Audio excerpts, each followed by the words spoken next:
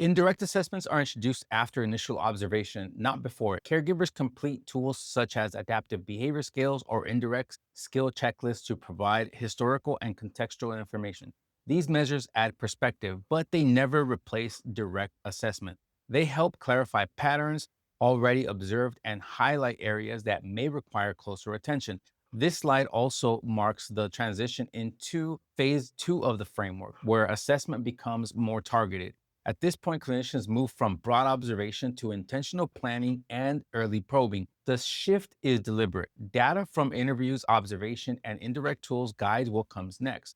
This prevents over assessing, reduces unnecessary demands, and protects the learner from being overwhelmed early in services. Indirect tools support clinical decision making only when interpreted alongside direct interaction, relationship strength, and observe learner behavior across natural routines and settings. Early assessment activities focus on determining developmental stage, probing relevant skills, and evaluating the teaching relationship.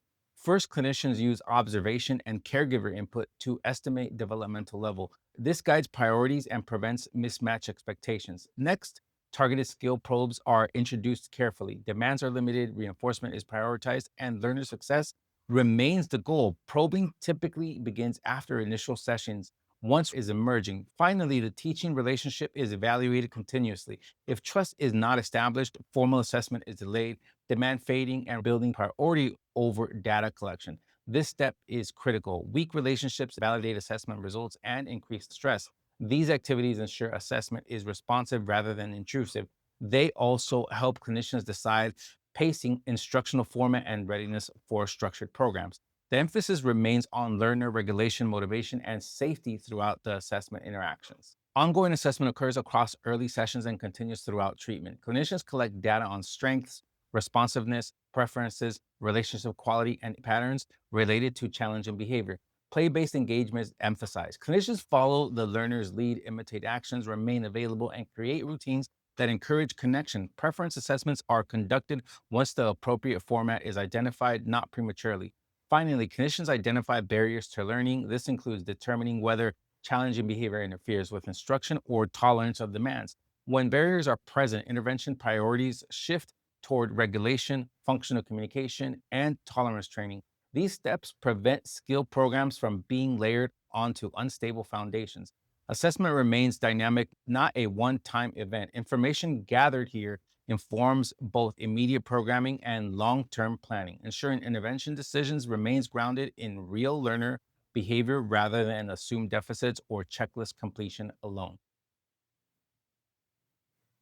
Assessment refinement occurs as learner profiles become clearer. Clinicians confirm prerequisite skills when probing higher level targets. Formal testing is not required for every item, but uncertainty must be resolved through observation or brief probes. This prevents gaps from being overlooked. Intervention planning then incorporates compassion explicitly. For learners with challenging behavior, plans must be comprehensive, emphasize regulation, shaping, and functional communication, and evolve during implementation. Initial plans are intentionally broad, allowing refinement as data emerges. This approach avoids rigid programming that fails to respond to learner needs.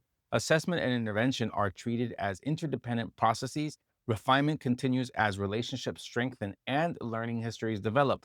The focus remains on accuracy, responsiveness, and dignity. These steps ensure assessment outcomes translate into effective, humane programming rather than static reports disconnected from day to day learner experience. Stage one learners are typically ages 2 to 4 or older learners with little to no prior intervention. These learners often lack readiness skills and demonstrate minimal instructional engagement.